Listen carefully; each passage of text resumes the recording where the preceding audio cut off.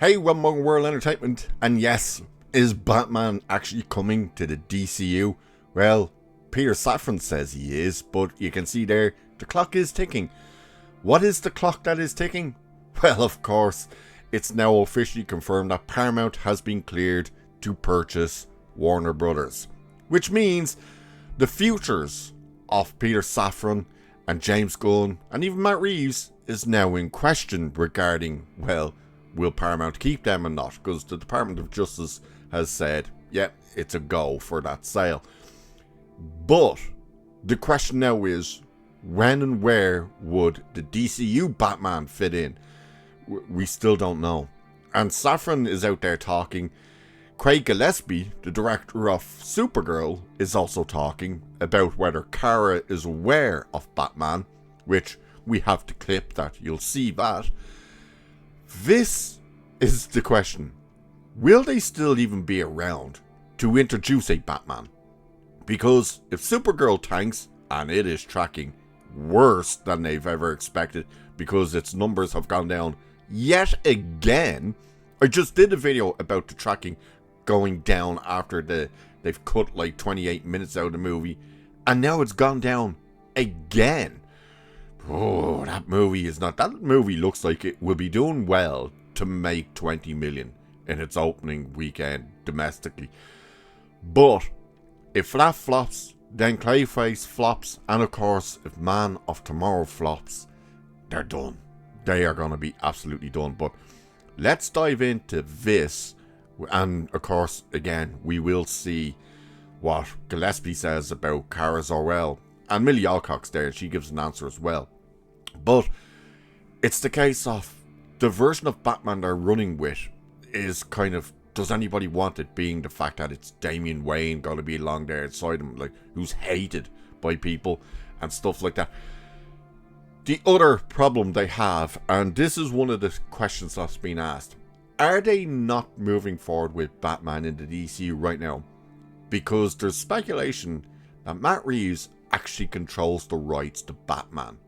Because he, of course, was given Batman before the whole change in the whole upper level of people regarding DC. The DCEU was still there when the Batman was put in. So there is that question of, do they have to wait for him to finish his, whether it's going to be a trilogy or not, do they have to wait for him to finish before they can move forward with their Batman? Because does he control the rights? That is a rumor doing the rounds. But let's take a look at this. By the way, that clearly seems to be Ben Affleck. Man, we really needed to have that movie. But it says here, Peter Safran just gave DC fans the clear signal yet that the DCU's Batman movie is still alive. During the same Brazil press stop where Safran appeared to accidentally reveal the Gorilla Grodd series is shooting this year. Just before I continue, that Gorilla Grodd series, that's meant to be the Jimmy Olsen series. It's the Gorilla Grodd was meant to appear in that, which makes no sense. It's like, why would Gorilla Grodd be in a series with Jimmy Olsen? It's like weird, but he apparently accidentally let that slip that it's shooting this year. And deflected Justice League questions. The DC Studios co-CEO also reaffirmed the Brave and the Bold, the long-developing Batman movie meant to bring the Dark Knight into James Gunn and Peter Safran's DC universe. Running through the current DC slate, Safran listed Supergirl, Lanterns, Clayface, Man of Tomorrow, and The Batman Part 2, before adding that DC Studios is going to do The Brave and the Bold to bring Batman into the DCU. It's also learned that DC is moving forward with the Booster Gold series. So this is what Safran said. We're going to Brave and the Bold. It introduces Batman into the DCU. Now, I don't know whether that's how he said that or whether they left out, we're going to do Brave and the Bold, as opposed to we're going to Brave and the Bold. I think they just forgot to put in do. So Safran did not give fans a date, a cast, or a production window, but he did make clear the movie has not been shelved. The Brave and the Bold is the movie designed to introduce a brand new Batman into the main DCU continuity. This is not Robert Pattinson's Batman. This is not Matt Reeves' Gotham. This is the Batman who is supposed to exist alongside Superman, Supergirl, Green Lantern, Wonder Woman, and the rest of Gunn and Safran's connected universe. That connection is already getting awkward, with Supergirl director Craig Gillespie saying Kara doesn't care about Batman. A comment that says even more when the DCU still doesn't have a Batman in place.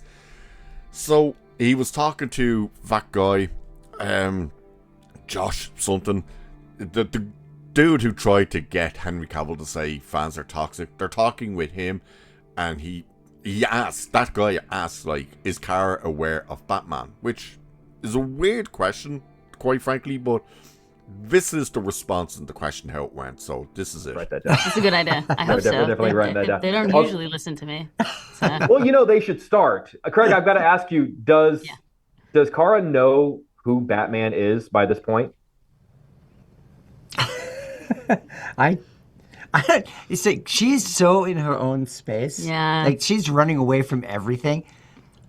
In my version of it, you may have heard about Batman. She just doesn't care. I don't think she cares. That's actually better.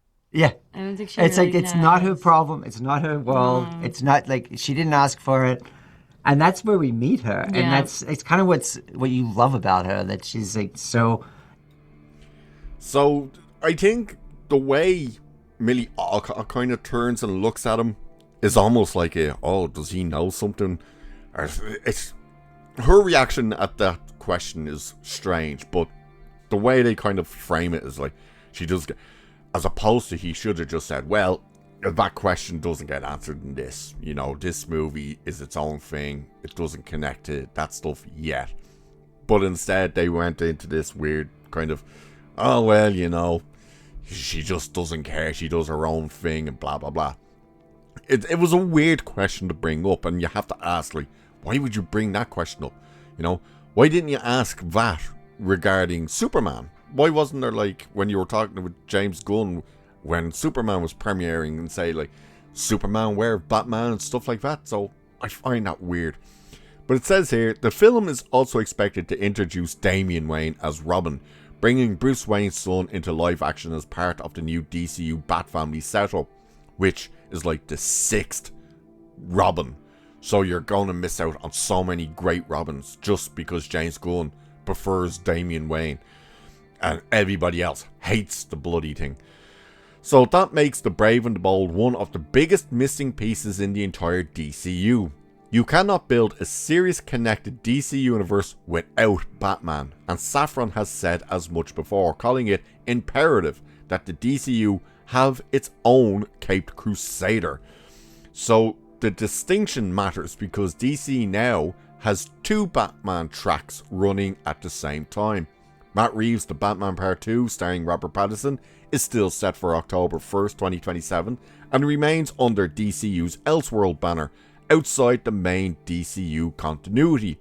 The Brave and the Bold is the other Batman movie. It is the one tied to Gunn and Safran's larger universe, and it is the one that would finally answer who plays the DCU's Bruce Wayne.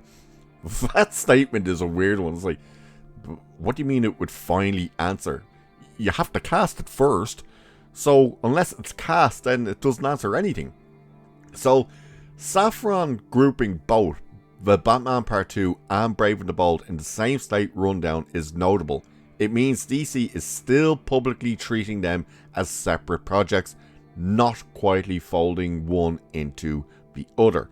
And then it just kind of goes on about how they don't have a script yet and anything like that. There's your biggest problem right there as well. Christina Hodson is writing the bloody script, supposedly. It's amazing, since she was brought on board, we've heard zero. Absolutely nothing. It's like, is she still working on it? Has she walked away? What is going on? It is weird. But this whole, the clock is ticking. Yeah, the clock is absolutely ticking, because if they don't get anything in production, they're gonna be done. Like, again, if Man of Tomorrow fails, And by the time Man of Tomorrow comes out, they will be under control of Paramount. Paramount are going to sit there and be looking at the likes of the numbers for Superman and say, well, that's not great. Supergirl, which is dead on arrival, they're going to go, that is a disaster. Clayface is an enigma because its budget was so low that it could actually be the only one of these movies that actually makes money. But is there any interest in a Clayface movie? Like a DC Batman villain with a movie of her own without Batman. It's like, does that work? Don't know. Lanterns, you know, it's a TV series that's R-rated as well. So, and that's the other thing. You're putting a lot of R-rated stuff out. So you're minimalizing who can watch this stuff. And then, you know, your next outing then will be Man of Tomorrow. And like, who the fuck wants to watch a Jimmy Olsen Gorilla Grodd series or Booster Gold series? Like, seriously, who the hell wants that? Nobody. So, there's no Batman in the DCU as of yet, but Safran is trying to say, oh no, Brave and the Bold is still coming. It's interesting that he says the script is halfway done, or the script is at least being worked on. He literally has just said, oh no, Brave and Bold is still happening. Okay, you want to elaborate on that? It's so strange, but what do you guys think? Do you think they'll be around long enough to even introduce a Batman into the DCU? Let me know what you think of all of this. And of course, what do you think about a Jimmy Olsen Gorilla Grodd series and a Booster Gold series? Does that even get your needle moving in this thing? Let me know. And with that, we shall leave it there for this one. So do like, share, subscribe, hit that hype button, check out memberships, all that good stuff. Cheers, I'll catch you in the next one.